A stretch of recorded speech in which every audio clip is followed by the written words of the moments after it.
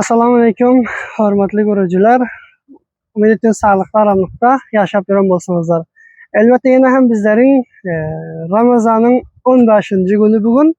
15. günü bizlerin safari bernamalarımız öten akşam qaydıptık ki tarafı vilayeti Badaxşan.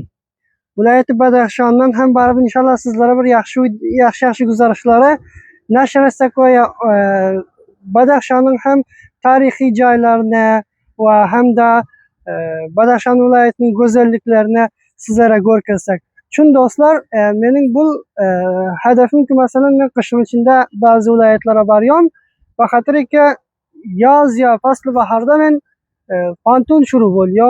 Shu sababdan o'quvim shuru bo'lyo, onun uchun borib bilim yo'q. Shu sababdan shu ruxsatlardan istifoda ediyoruz. Elbette bu joyni ham ko'rib o'tirsizlar do'stlar. Bizler o'ngelende men ergenegin ustidan geldim. Tahar kunduz gelen plan. Ama bu davr gevz ayttık. Videolarımız hem avadan gelsin. Bu yo'la ham sizlere ko'rkazayin deb pul xumrining ustidan qaytdik. Bu shul pul xumrining ustidan taraf ish bilan kunduz taraf boryoz. Bu ham shulki pul xumringdan kesyon derya, shul pul xumridan gelyon derya, shul derya bulki kunduzun içinden bilmedim tarafa imam sahibi şu taraflara gidiyor. Şunu hem ahire bakalım deryaya Ceyhun ya Amu deryaga varıp taşlıyor ahire. Ve dostlar sizler hem komentleriniz hem yazıp durumlar ki inşallah bizlerin başka bernamalarımız nerlerden olsun. Ve ol dostlar ki bizlere koment yazıyor.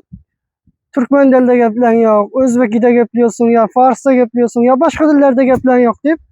Dostlar inşallah bizler hadi tamam köşe ediyoruz ki öz milli dillerimizde gürlesek, geplesek ve yaxşı bernamalara sizlere takdim etsek. İnşallah bernamanın devamı bizler unutmayınlar dostlar.